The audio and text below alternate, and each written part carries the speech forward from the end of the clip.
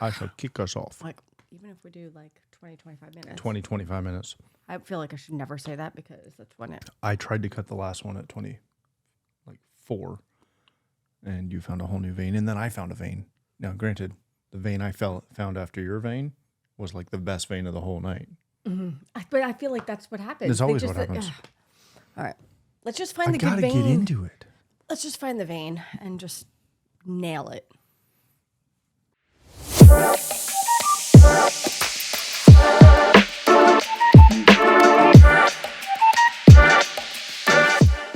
Hey, welcome to another brand new episode of the Matt Fiona Show. Thank you so much for joining us. We are extremely happy that you're here. As always, I got to cut the ums out. I'm trying, people. I'm trying. As always, Keep trying, hon. please go subscribe, like, share, all that jazz. But to be honest with you, at the end of the day, as someone brought up earlier, I don't care if anyone listens to this. Hopefully one person does and one person gets something out of it, and that'll make me happy. So, and if not... But if there's more of you... Oh, yes. No. Great. I happily would reach more, but as long as I reach one, and to be perfectly blunt, I don't even care about that. I'm just happy to hang out with you. Aww. All right. Again, like, share, subscribe, all that jazz. What he was talking about. Reach out if you've got questions or if you want us to hit a topic. We're happy to do that as well. But we are going to jump right in on something that I don't remember where I came across this. What sparked this in my head? I don't know. But it is the concept of learn, don't dwell. Mm-hmm. And let me explain it to you. Not to you, but to the peoples. To the peoples. Not where it came from, because I don't remember. But essentially what the concept of it is and why it spoke to me deeply. We all go through a variety of things in life. Yep. The biggest mistake that most people make is they don't learn from anything that they've experienced. And they get stuck in those experiences.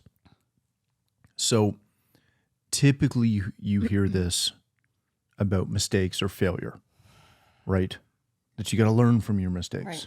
But you also have to learn from your successes or from your, just not success, not failure, just your existence, right? But there's something really powerful about the concept of not ever dwelling in anything.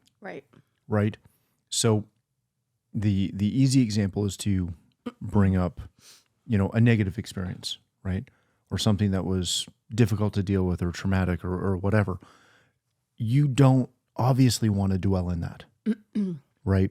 You don't want to, have gone through a bad relationship and just continually dwell on what that relationship was and how it affected you, what went wrong, what you did wrong. Wow.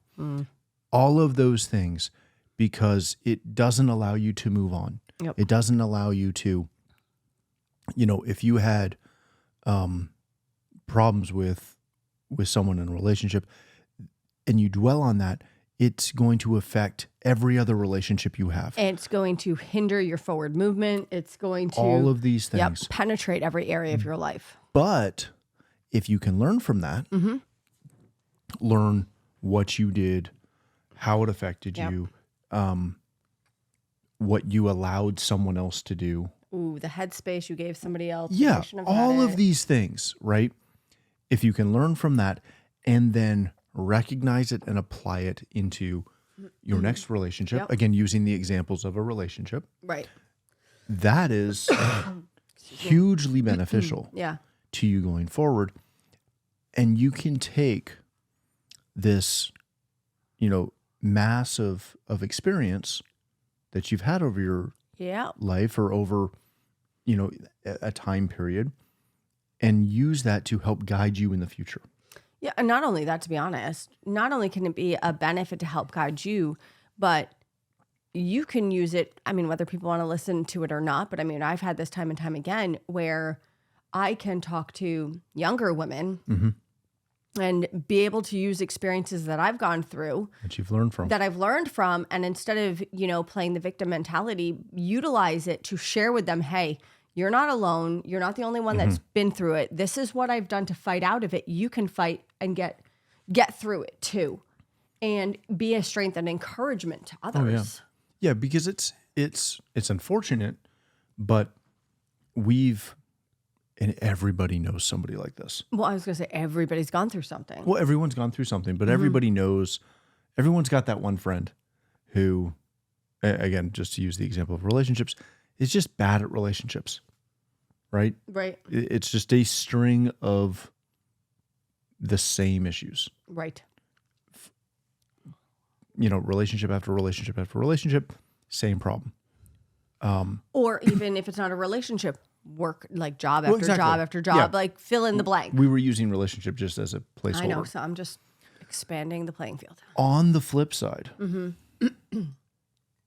typically people will only look at this principle and apply it to negative situations. Yeah. But it actually applies just as strongly in successful situations. So take a good business deal, right? If you just dwell on that, rest on your laurels, if you will, right? It's very easy to sit back and go, oh yeah, we had a great year. We had a lot of really great deals. We'll just do the same thing.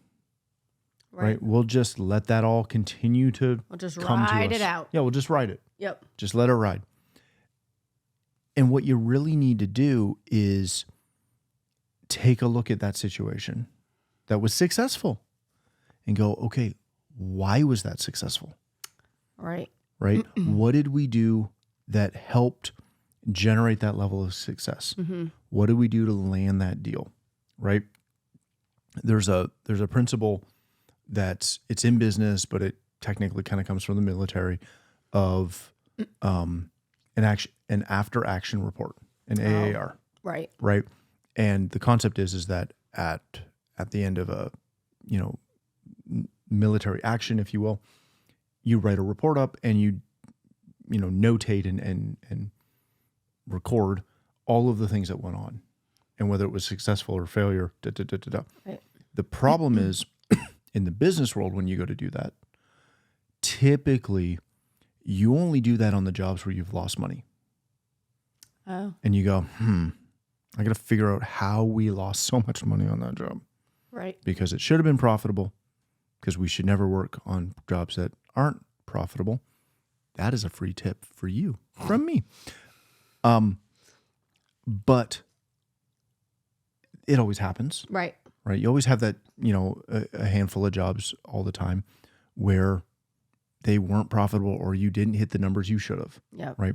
So you do that after action to try and determine what caused you to not, hit your numbers, make the money you wanted to make on that job.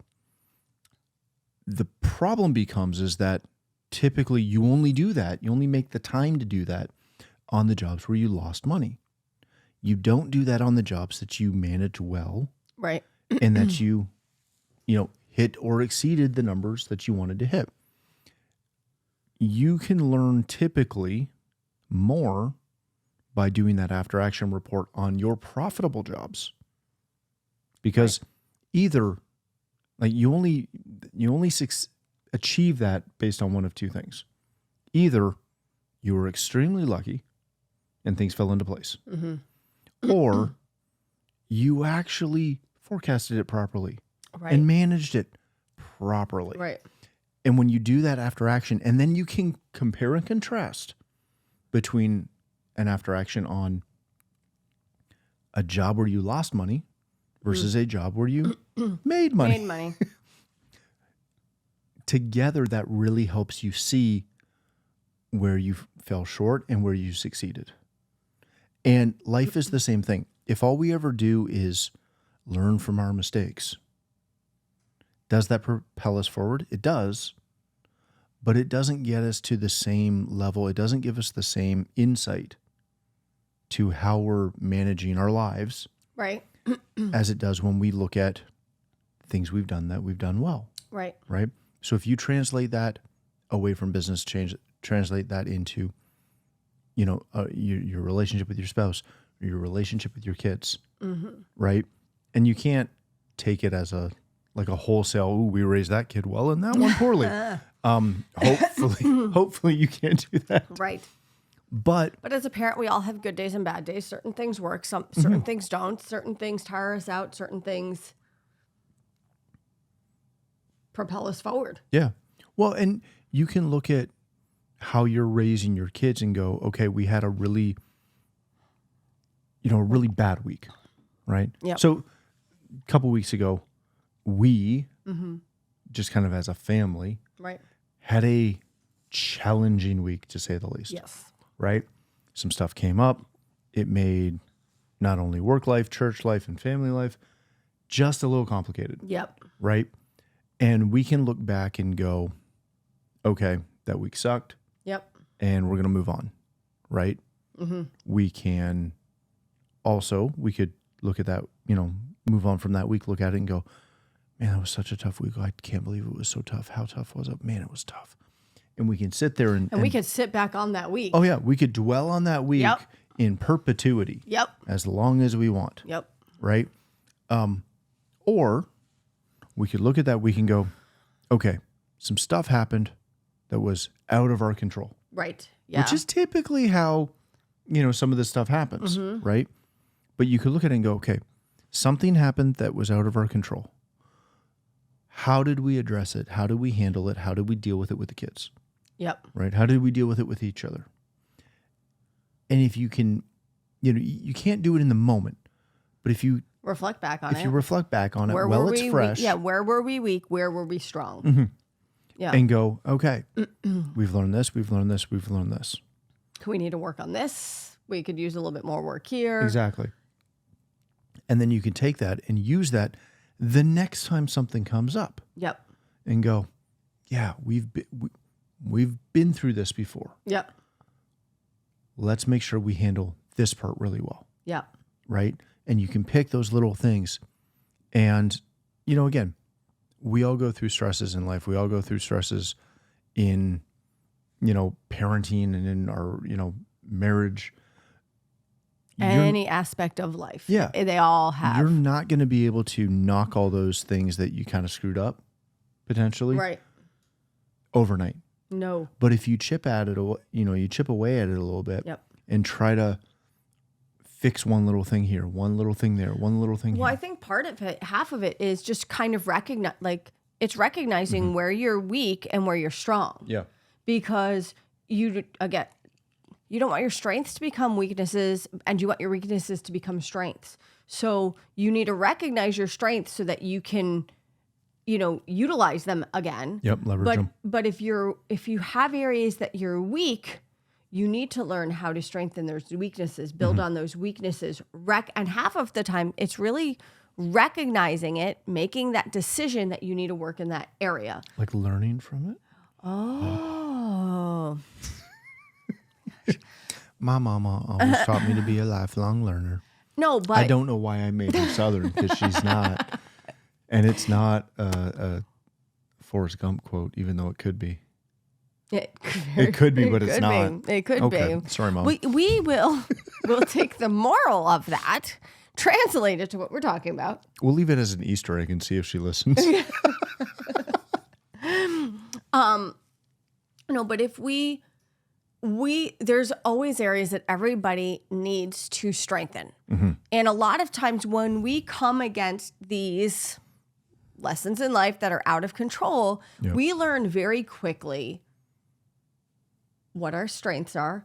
And sometimes we don't even recognize what our strengths are because we don't realize them in the moment, because all we recognize is the fact that we're weak. Yeah. Right? But if we in those moments recognize that we're weak and find our way to fight out of it and make that decision that we're not going to get knocked down, we're not going to get pushed, we're not going to allow it to suffocate us.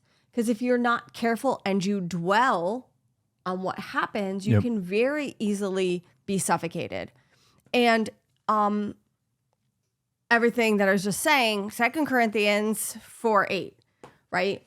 Everything that we go through, it can be challenging. And we need to determine that when it's out of our control, that we are not going to allow these things to weaken us. We need to recognize our weakness, and we need to strengthen us. So 2 Corinthians 4:8, we are hard pressed on every side, yet not crushed. We are perplexed, but not in despair, persecuted, but not forsaken, struck down, but not destroyed. And that is a scripture that I like, because it doesn't matter what we're going through. Yeah. Our end result is victory. Our end result is not being crushed. It's not being in despair. It's not being destroyed. Our end result is victory. And as long as we can recognize that that's what we have inside of us, we can work through these moments and these obstacles, we'll call them, that come, instead of dwelling on them and allowing them to stop us in our tracks. We can learn from them. Yeah. This always makes me think of, and what I found so fascinating about this is, the Bible doesn't tell us to, it tells us to dwell in one thing, right? To dwell in his presence. I was going to say, yeah. Right? Yeah. It never says to dwell in your problems. Nope. It also doesn't say to dwell in your successes, right? Yeah. Jesus said that he would always pull you through. He Right. would never give us more than we could able to handle. Yep. He'd get you through to the other side. Yep. Right. And I think so often that we choose to dwell where we're at because it's easy and it seems safe. Right. But again, if we can learn from those things and keep moving forward. Right. And if I could show you our list of show topics and quotes and things that inspire us for topics and things on this show. Yep. Really the theme, the continual theme through the majority of it is move forward.